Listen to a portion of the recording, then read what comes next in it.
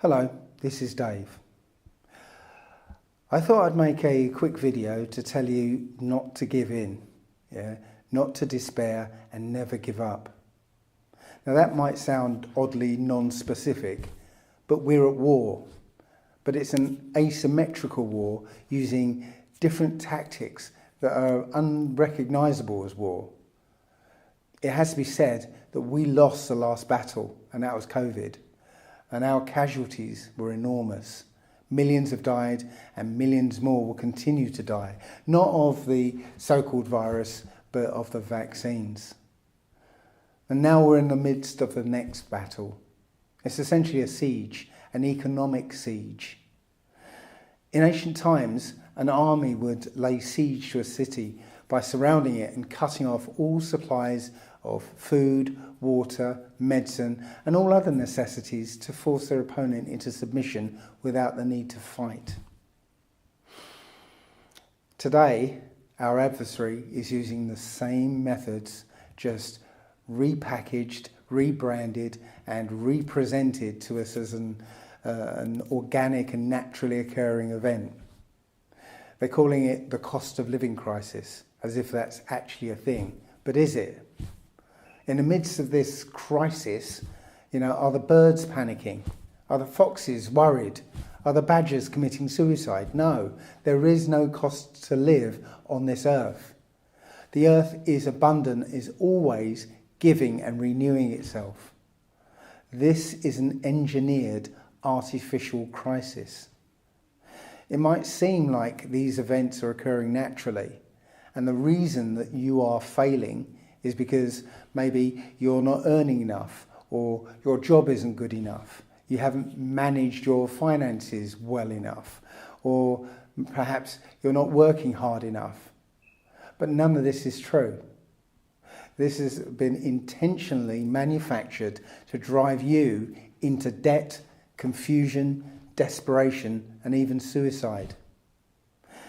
It's no coincidence that several Western countries are rolling out suicide pods and enacting assisted death legislation, all in lockstep. In Canada, assisted dying is already legal and accounted for about 5% of deaths in 2023. I've spoken to quite a few suicidal people, and I've been able to change their outlook on their lives with just one conversation. But I did it just by changing their perspective on life. So they no longer felt that suicide was their only option. But if any of them had encountered somebody from the healthcare industry, they'd no doubt be assisted into what the medical butchers call brain death, which we now know means that they will be alive and conscious when they come to harvest the organs, because they can't take organs from a dead person. I've been watching what's been going on in America, where, as we know, whatever happens there will happen here in the UK within months or perhaps even weeks. What I'm seeing is increasing numbers of people who are on, six-figure salaries who are struggling to survive. The elite have been busy engineering this worldwide food famine. They've been killing livestock or genetically modifying them or inoculating them with mRNA vaccines that inoculate us if we eat them. They've been infusing plants and fruits with poisonous chemicals and gene therapy drugs and making it impossible for farmers, while simultaneously they've been buying up all available farmland. This famine will not look like a famine because the supermarket shelves will be full, but none of it will be food. But it doesn't matter if you actually find actual real food, because you won't be able to buy it, because the cost of being alive on this earth is rapidly exceeding the reach of all but the wealthy 1%. How coincidental is it that the only ones who have been prosperous over the last decades have been that same 1%? Is it coincidental that this 1% have stated on numerous occasions that they want to exterminate billions and billions of us. I don't think it's a coincidence that these same people are those who control the banks, the corporations, the government, the courts, the media, and the education system. The only reason we gather together in these societies was essentially to take care of all our resources for mutual benefit. Now, that might have been how it worked in the past, but now it seems obvious that our resources are being taken from us for the benefit of the 1%. But it's all an illusion. The land is not owned. It is to be used. Birds and squirrels don't own the trees. They make use of them for food and for shelter. But once again, this 1% own all the land, more than they can ever use. But there again, they are using it. They're using it to subjugate us. But using something as a weapon to harm others is against natural law. So it's our right and our duty to disregard their claims. I believe, however, that we've been given a playbook, a set of misunderstood ancient books that tell us what's happening, who's behind it and why. It speaks of celestial beings entering our world and mating with human women to spawn their own bloodline, with the intent to wipe out and replace the race of man. However, the Most High has said multiple times, do not fear, because fear is unnecessary in this world. There are lots of solutions that we can employ to deal with these issues. So don't worry about it, right? Don't fear the food famine. You have all the food, water and medicine you'll ever need. You have it with you at all times, and it's your urine. Now, I know that it sounds unpalatable, but you are being intentionally starved to death. And drinking your urine will keep you fed, hydrated, strong and healthy indefinitely. We all know it's a survival technique, and whether you know it or not, we are in survival mode right now. Now, money is the foundation of this illusion. And I've seen a number of videos with people saying that they are getting to the point where they will have to start stealing just to survive. That shows you how much we've forgotten about who we are. All of these countries that we live in are bankrupt. They have absolutely no money. So we became the money. The government borrows money using us as collateral. And all other money comes into existence when we sign our names to authorize its creation. We are the creditors. Money doesn't come from the banks. The banks ask permission from us to create it. So if there aren't enough bank promissory notes out there to pay things with, then pay with your own promissory note. So make up your own note and pay with that. You're not stealing, you're paying with a valid cash instrument. The shop can deposit that in the bank and the bank can credit their account with it. Okay, the bank's articles of association state that that's what they do.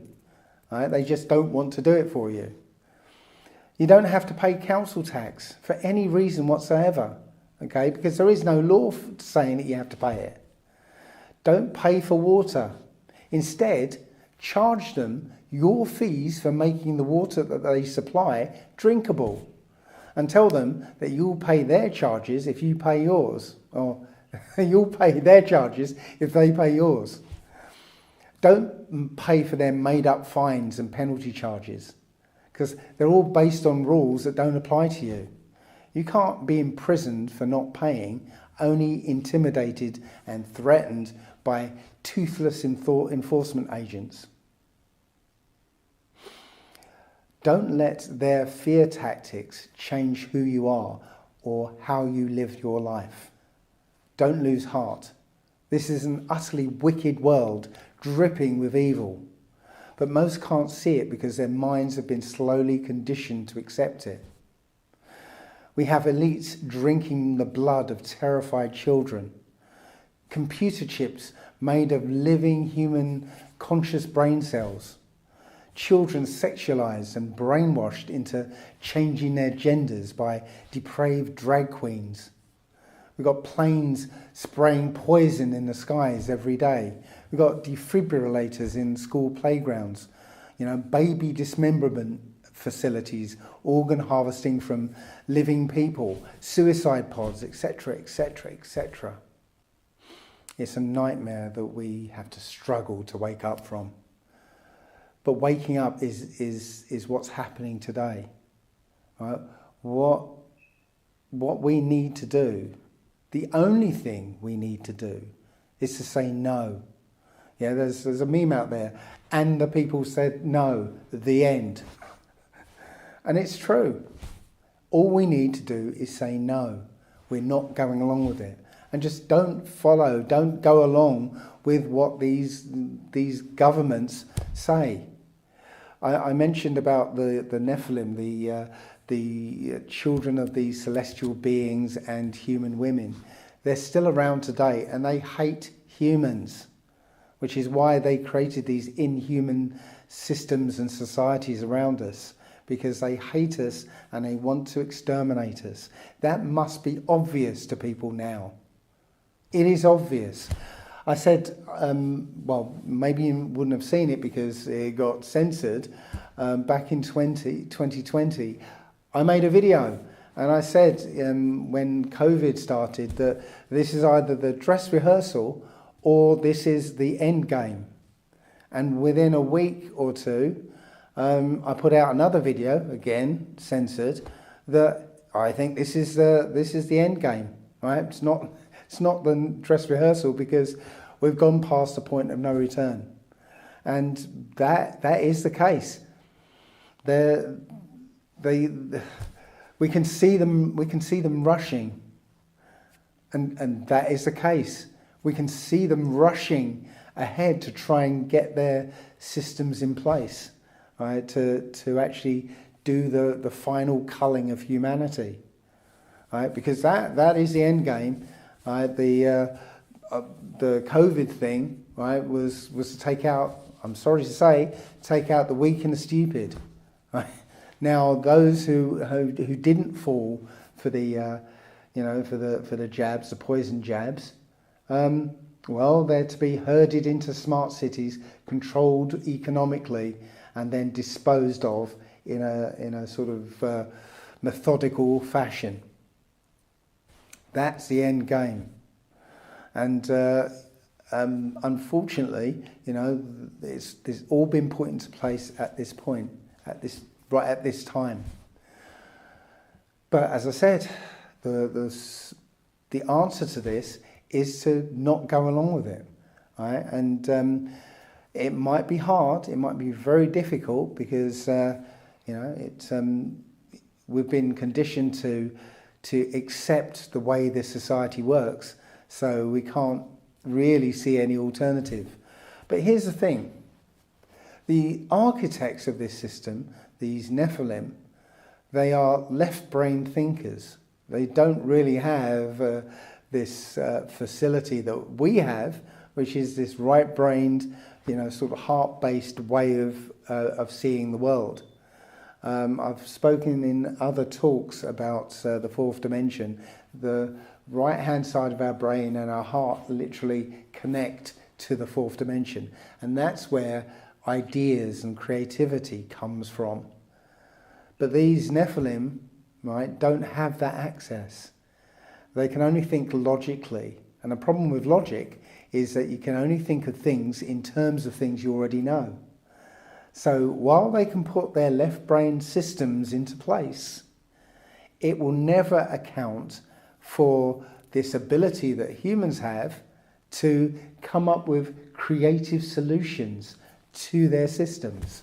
It always has happened. Whenever they put something in place, there's like a black market that occurs underneath the radar that, people who are awake can survive what's going on the surface. Yeah. So that's what's going to happen. I can't tell you exactly how it's going to happen, but I can tell you that that's what will happen. This bloodline has been working to take over the world from the rest of the human race, and because they don't believe they are part of the human race. They know they're not part of the human race. Right? They believe themselves superior. They say they have the blood of the gods in them. Right? You go and look up who these gods are. They know who these gods are because they sacrifice to these gods in order to get information and power. Okay, that's why all these blood rituals and stuff that are still going on ever since the ancient days. They're just still carried on, but in secret. And with that power, with that information, they've been able to put themselves into positions of power and very slowly, inch by inch, take over the entire world. Right now we do have a one world government. This bloodline has basically infiltrated every government in the world, and they're all working in concert with each other. I think it was Klaus Schwab who basically said, we penetrate the cabinet. When I mention now names like Mrs. Merkel, even Vladimir Putin and so on, they all have been young global leaders of the World Economic Forum. Mm-hmm. But what we are very proud of now, the young generation, like Prime Minister Trudeau, President of Argentina and so on, that we penetrate the cabinets. So, yes. They literally put their people everywhere, in every position of power, every position of influence. Okay, and they've been orchestrating a puppet show for the benefit of the humans. Right, so here we are in this world, right, which has been completely taken over by, okay, for want of a better word, aliens who hate humans. And the goal is to exterminate the humans. Now, there's a book that explains the whole story from beginning to end, and that's the Old Testament. And the Old Testament basically tells you that we've won. We win this battle. And they know it too. They know it. And so what's happening right now is that they know they're losing or they've lost, and they're going to try and take as many of us with them as they go, because they've got that spiteful hatred. Even though they've lost, they want to inflict as much damage before they die out altogether. And how is it they're dying out? Well, despite their claims that this world is overpopulated, in fact, the opposite is true. While they're screaming, we've got to reduce the population, right? In actual fact, the population has gone extinct. I was just about to say is going extinct. No, it's already happened. There are a lot of countries, many countries, especially the Western countries, have been below replacement levels for generations, which means it's mathematically impossible for them to recover. So the population collapse has happened. Right? We're just seeing the last generations run down. Essentially, that's it. Okay, but there is only one continent that isn't actually going that way, and that's Africa. Right? Where when I say Africa, a particular part of Africa, it's called Sub-Saharan Africa, or Negro Land, as it was called. Right? That's the only continent that's still well above replacement level, even though it is starting to collapse. right? But it's not there yet, and it won't be there for quite some time. All the other populations in the world have actually collapsed. I remember doing a video back in 2017, was it 2015, one of those, where I showed an MEP who was saying in the European Parliament that this is the top issue that should be discussed and it isn't being discussed. Mr. President, demographers tell us that in order to sustain itself, a population needs a birth rate of 2.1 live births per woman. In the whole of Europe, the only country that is reproducing at sustainability level is Albania, or Turkey if you count Turkey as a European country. Nowhere else.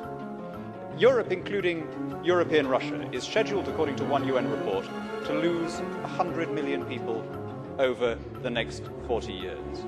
Germany alone is going to see a shrinkage of its population of 20 million. These are not projections about what might happen if we don't do something. If you like, there's nothing we can do about it now. The decline in birth rates has already happened. The only question is how we deal about it. Why did it come to this stage? What brought us to this pass? Well, one doesn't want to oversimplify. There's obviously a lot of things going on to do with changing working patterns, to do with the spread of contraception, to do with the different role of women in society, to do with longevity. But I wonder whether one part of the problem is the way in which the state has expanded and squeezed out the private sphere, has annexed to itself jobs and duties that were traditionally discharged within the family: childcare, education, social security. The first generation raised with cradle-to-grave welfare, in other words, to be excused the traditional responsibilities of adulthood, was also the first to give up on parenthood. And we now face a choice between demographic collapse or importing 100 million people to sustain our numbers and pay our pensions. This should be the top issue in Europe, and it's not one that we're going to address by arguing about changes in employment regulation. That, by about 2050, Europe is going to lose 100 million people. But those projections were wrong, because we've already reached that stage, right? Because it's not only the population is declining, the rate of change is increasing as well. So you can't, when they make a projection, they can't, because they can only make a linear projection, and this is an exponential collapse. So basically this MEP said, the only things we can do about this collapse that has already happened is accept the population collapse or import 100 million people. Guess which solution they chose? Yeah, so this migrant crisis isn't accidental. It isn't, all these refugees. No, they were invited in. So that bloodline and other bloodlines are declining. But more crucially, the 1%, the upper echelon of this system, they are dying off. We've seen members of the royal family, we've seen, the Queen. She died, but, she was already dead 4 years before they announced it. Right? You can go to watch the footage of the funeral. Coming up as we watch that journey of the State Heiress carrying Her Majesty the Queen's coffin to Windsor Castle. It is part of that journey, hasn't got there yet, on the rather unprepossessed now A308. That runs alongside the Thames, which, of course, takes it past Runnymede. Yes. And all the resonances there of King John and Magna Carta, and that then started to establish the relationship between the monarchy and the people. It did, and we then had in 1265 a Parliament meeting in the very place where she has been lying in state for the last 4 years, Westminster Hall, and also Runnymede. Yeah, so I believe Charlie Sausage Fingers has been dead for a while as well. We're just seeing body doubles out there. In fact, I think I saw a video of Charles hugging a group of black women. Now, Anybody who's been watching the royal family would know that, I mean, the Queen would always wear gloves because she wouldn't want to touch, you know, us mere peasants. Okay, they don't even want to touch us. There was a video years ago of a World War II veteran who reached to shake Charles's hand, and Charles whipped his hand away and very quickly because he didn't want to touch this guy. But now we've got a new Charles who hugs black women. No, he's a body double, and that body double was really enjoying playing the role. So we've lost a few Rothschilds, where, you know, we don't get to see, you know, the actual elite, you know, the families that nobody speaks about, if they're dying off, but I can almost guarantee that they are dying off. So what we're seeing in the world is that the upper elite are dying off. The middle management of this system are still here, you know, carrying out the agenda, but they are sort of asking upstairs for guidance, and nothing's coming back.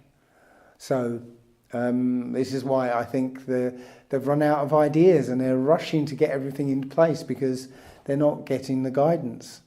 You know, so that's why they're saying let's do another pandemic, even though that's not going to work.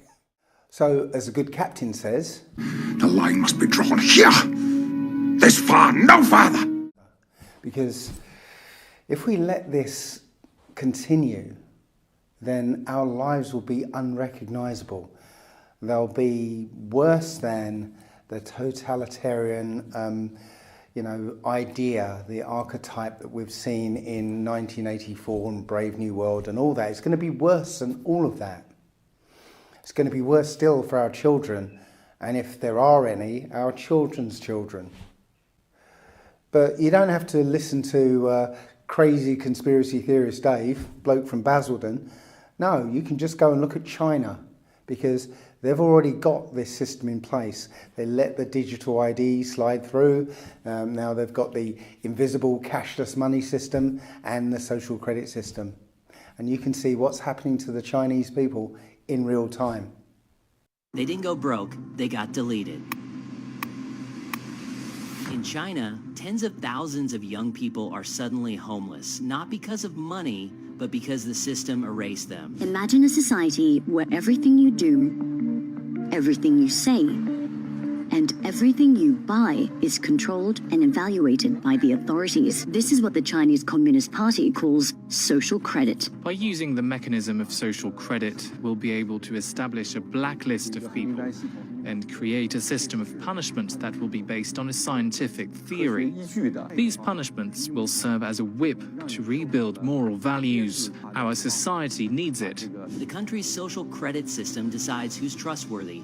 But if you're blacklisted, it's game over. Your WeChat Pay stops working, you can't receive your salary, can't buy food, can't even book a train ticket. It's like being alive, but digitally. Many are now sleeping in the streets, cut off from everything. Jobs, housing, even communication. All because one app, one algorithm decided they don't belong. It's not science fiction. In China, it's a reality. Then there's the public shaming. Photo galleries of blacklisted citizens. There's even an app that shows who around you is in debt. They're not criminals. They didn't steal, cheat, or harm anyone. They just fell too low on a score and vanished from the digital world. Critics say it's a glimpse into the future, where technology doesn't just track your life, it controls it. So ask yourself, if your entire life depended on your digital reputation, how long before you get deleted? If you don't do as you're told, you'll be cancelled. Your money's going to be switched off, your ID won't work, and in this zero trust world, right, you're not trustworthy anymore, because you're not a good citizen as far as the system tells you. Now, when you look at China, you're still seeing the early stages, the early rollout of this system. As it becomes completely widespread, where everybody is enrolled in this thing, then that's when the totalitarian state comes into play, in a big way, worse than 1984, worse than Brave New World, something that we can't even imagine, and then will be the fall of mankind. So it's important. So it's very important. So it's important that we do something about stopping it now, right? And it doesn't take much. The only way they can get this to work is if they get the digital ID in, and the way we can defeat that is, well, this digital ID right now depends on people having a smartphone. Now, these smartphones aren't phones. They are highly sophisticated mobile computers that just happen to make phone calls, right?